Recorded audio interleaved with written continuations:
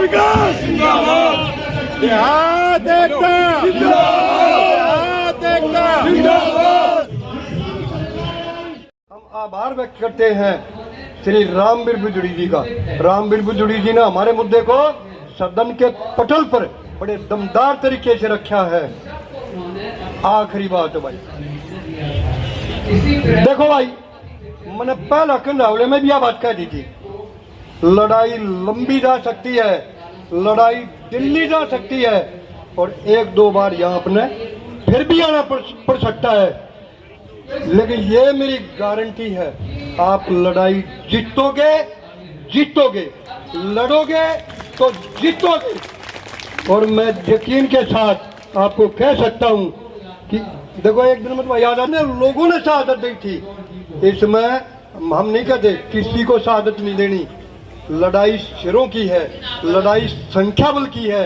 हमने भारी से भारी संख्या में अगर दोबारा फिर भी आना पड़ा तो हम दोबारा से फिर भी यहाँ आएंगे। तैयारी लैंड पुलिंग की करो तैयारी, रोवे कौम किसान बेचारी, दर दर किए ठोकर खारी, मोदी जी सुन लो हमारी, लैंड पुलिंग की करो तैयारी, लैंड पुलिंग की करो तैयारी। कितना लंबा समय होगा? 20 बरस से बाटे देख रहे, सरकारों के ठाठ देख रहे, 20 बरस से बाटे देख रहे, सरकारों के ठाठ देख रहे, धरती अंबर रात देख रहे, कर कर मुलाकात देख रहे, एनसीआर का जाप देख रहे, नोएडा का विकास देख रहे, गुड़गांव में को आप देख रहे, फरीदाबाद का ताप देख रहे। समझ गए ना? गुड़गांव में 50 करोड़ का किला से 26 करोड़ तक लेकर 50 करोड़ तक के किले हैं फरीदाबाद और गुड़गांव में। तो इसलिए मैंने कहा है, गुड़गांव में को आप देख रहे, फरीदाबाद का ताप देख रहे, दिल्ली की कैसी दिलदारी, कोड़ी कोड़ी दाम उधारी, कोड़ी कोड़ी दाम है, 1 करोड़ दाम दिल्ली में कुछ नहीं, कोड़ी कोड़ी दाम उधारी, मोदी जी सुन लो हमारी, लैंड पुलिंग की करो तैयारी, लैंड पुलिंग की करो तैयारी। किसान एकता जिंदाबाद, किसान एकता जिंदाबाद। भाई पूरे जोश में पार्लियामेंट ताई, प्रधानमंत्री के घर ताई, बीएमओ के कार्यालय तक आवाज जानी चाहिए। किसान एकता जिंदाबाद, किसान एकता जिंदाबाद। हर जोर जुल्म के टक्कर में हमारा है।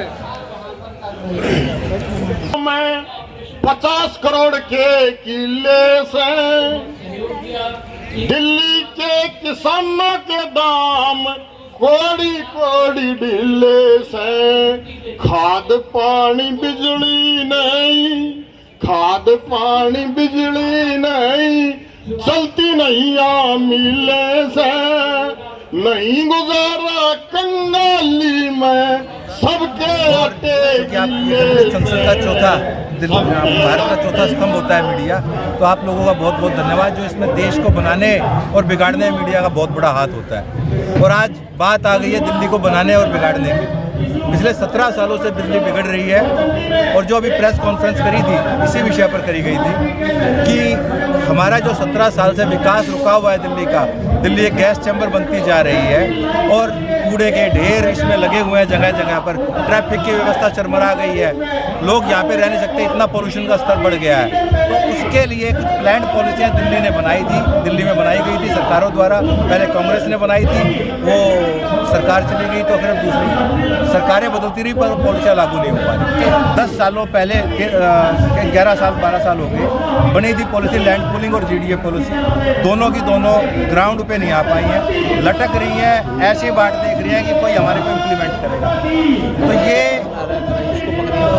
पॉलिसी डीडीए ने बनाई, डीडीए के माध्यम से बनी और डीडीए ने बनाने के बाद अप्रूवल के लिए भेज दी है यूडी मिनिस्ट्री को। पिछले 20 महीनों से ये पॉलिसियाँ यूडी मिनिस्ट्री में रखी हुई हैं। जो भी सरकारें इस पॉलिसियों को पास कराने में या इम्प्लीमेंट कराने में, केंद्र सरकार के हाथ में अभी पॉलिसी है और वो चाहें तो एक दिन के अंदर सब कुछ रेडी है। मास्टर प्लान 2041 भी, लैंड पूलिंग भी, जीडीए पॉलिसी भी और हमारे जो अन्य मुद्दे हैं इसको लागू करने के लिए सब कुछ तैयार है। एक दिन में केंद्र सरकार पास कर सकती है। दूसरा विषय देखें तो जो विपक्ष की पार्टियां हैं, आम आदमी पार्टी है, कांग्रेस है, वो भी इस मुद्दे को नहीं उठा रहे। क्या उनकी वोट, हमारी जो वोट है वो इस मुद्दों के लिए या दिल्ली देहात के लिए कोई फैसिलिटी या सुविधाएं नहीं देना चाहते? दिल्ली में सिर्फ वोट ही पाना चाहते हैं या दिल्ली का विकास भी चाहते हैं? तो जो सरकारें इसमें हमारा सहयोग करेंगी, इसको बनाने में, इम्प्लीमेंट करने में, हम उनका पूरा सहयोग भी करेंगे। और जो हमारे इस मुद्दों को नहीं उठाती, बात नहीं रखती, हम उनको वोट की चोट भी देंगे। इसके अलावा ये देख लीजिए कि जो एक भगवान विश्वकर्मा थे जिन्होंने पूरी सृष्टि बनाई, फिर अलग अलग कंट्रियों ने अपने अपने देश बनाए। हमारे देश में भी ऐसे ही पूरी देश की व्यवस्था चल रही है कि व्यवस्था भी बनाई गई, मगर दिल्ली चारों तरफ डेवलपमेंट हो रहा है। गुड़गांव देख लीजिए, नोएडा देख लीजिए, सोनीपत पर भी अब तो गुड़गांव के साथ साथ वैसा ही डेवलपमेंट होना शुरू हो गया। मगर एक दिल्ली ऐसी सिटी है जो पिछले 17 साल में विकास की बाट देख रही है, जो रही है, विकास की बाट जो रही है कि जो इस पॉलिसियों को बनाएगा तो वो उसका नाम स्वर्ण अक्षरों में लिखा जाएगा, चाहे उस पार्टी का भी। कि दिल्ली उजड़ी हुई दिल्ली है, ये पहले मुगलों ने उजाड़ी, उससे पहले आपके अंग्रेजों ने भी उजाड़ी। तो ये उजड़ी हुई दिल्ली को बनाने का जो काम पिछले 17 सालों से पेंडिंग पड़ा है, उन सरकारों का भी, उन व्यक्तियों का भी नाम हमेशा के लिए स्वर्ण अक्षरों में लिखा जाएगा। तो ये हम यहाँ से मैसेज देना चाहते हैं। सर, अगर आज अगर सरकार द्वारा आपकी बात नहीं मानी जाती तो आप लोगों का अगला कदम क्या होने वाला है? अगला कदम हमारा ये आंदोलन और ज़्यादा तेज होगा। पिछले 4 महीनों से हम संसद के पंजावला गांव में और दौलतपुर गांव में बैठे हुए धरनों के ऊपर, सुनवाई नहीं हो रही है। कुछ हमारे सांसद, माननीय सांसद आए भी हमारे यहाँ पे कि हम आपके 20 से 25 दिन में मुद्दों का समाधान करा देंगे, तो हम रुक गए 20-25 दिन इसलिए। और आज जब हमारे 20-25 दिन हो गए हैं, 30-35 दिन हो गए, अभी भी हमारे को कोई संतोषजनक उत्तर नहीं मिला है, तो इसलिए आज हम यहाँ पे जंतर मंतर पर आए हैं और इसका आंदोलन को और तेज किया जाएगा। इलेक्शन से पहले हमारी पॉलिसियाँ लागू नहीं की गई तो उसका नतीजे भी उन पार्टियों को या सरकारों को भुगतने पड़ेंगे जो हमारा विरोध करेंगे या जो हमारा सहयोग नहीं करेंगे इन पॉलिसियों को लाने में। दिल्ली सरकार से आपकी क्या मंशा है, क्या मांग है? इसमें समझिए कि 2 तरह से दिल्ली चलती है कि एक कि इसके अंदर जहाँ पर भी दिल्ली सरकार लाती है, केंद्र ने पॉलिसी लेके आनी है, सुविधाएं दिल्ली सरकार ने देनी है, मगर दोनों ही इस मामले में स्थिर नहीं है, सुस्त बैठे हुए हैं। अगर इनको हमारे कहते दिल्ली को बचाना है, बसाना है, तो उनसे तो हाथ जोड़ के मैं सभी से, नेताओं से, पॉलिटिकल पार्टियों से निवेदन करता हूँ, ये बात गुहार, इस किसान की गुहारों को सुन लीजिए, वरना दिल्ली में अराजकता फैल जाएगी। लोग, हमने बहुत मुश्किल से रोका हुआ उनको, सड़कों पे रोक उतर मजबूर हैं। किसी ने शादी करनी है, ना तो किसानी का दर्जा छोड़ा है हमारे पास,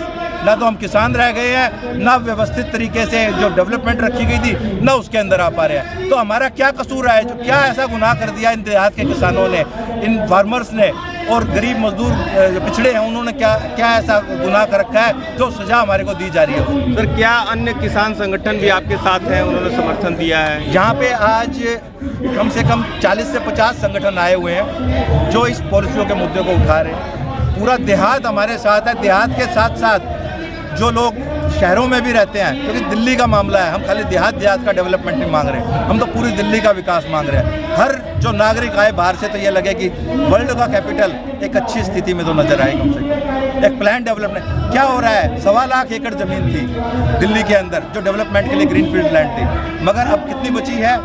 1 लाख एकड़ बची है। 25,000 एकड़ सिर्फ अनऑथराइज कंस्ट्रक्शन की बेड़ चढ़ गई। 25-50 गज के प्लॉट बनने लग रहे हैं उसमें। और कहाँ से लोग आते हैं उन 25-50 गज के प्लॉटों में? उनमें ज़्यादातर लोग बांग्लादेशी, रोहिंग्या, वो ऐसी जगहों पर आके रह रहे हैं जो हमारी अर्थव्यवस्था पे बहुत ज़बरदस्त लोड डाल रहे हैं। और अब देखिए मिलेगा क्या इन पॉलिसियों के आने से, कि देखें कि हर कहते हैं दिल्ली के बाशिंदों को अच्छी हवा, साफ स्वच्छ हवा मिलेगी। ग्रीन डेवलपमेंट पॉलिसी के अंदर प्रावधान डाला गया है कि दिल्ली के 3 किलोमीटर के एरिया में ग्रीन, लास्ट जो पेरिफेरल विलेज है उनमें समझ लीजिए कि 3 किलोमीटर एरिया लगभग लास्ट पेरिफेरल विलेज का, जिसके अंदर ग्रीन इंडोजीनियस ट्रीज लगाए जाएंगे 25 से 30-35% तक। उसके अंदर ग्रीन इंडोजीनियस ट्रीज लगाए जो बाहर के पोल्यूशन को रोकेंगे और दिल्ली के पोल्यूशन को साफ करेंगे। इसके अलावा 20 लाख नए मकान आएंगे यहाँ पर। 20 लाख नए मकान 17 लाख नए मकान आएंगे, 20 लाख नए रोजगार बनेंगे यहाँ पर। तो कौन सा ऐसा है रोजगार की समस्या खत्म? 40 लाख करोड़ की इन्वेस्टमेंट आएगी दिल्ली के अंदर, जो इन लोगों को रोजगार भी मिलेगा। सेकंड लार्जेस्ट जो कहते हैं जो इसमें हमारे को रोजगार मिलते हैं, सेकंड लार्जेस्ट इंफ्रास्ट्रक्चर है जिसके अंदर रोजगार, पहला किसानी है। तो सबको फायदा है, नुकसान किसको है, क्यों नहीं कर रही ये बात समझ में नहीं आ रही। एक आखिरी क्वेश्चन ये है कि क्या 2 महीने बाद दिल्ली में विधानसभा का चुनाव है, तो क्या किसानों के संगठन से इसमें कोई उम्मीदवार बनने वाली है? देहात विकास मंच की तरफ से ये गैर राजनीतिक संगठन है।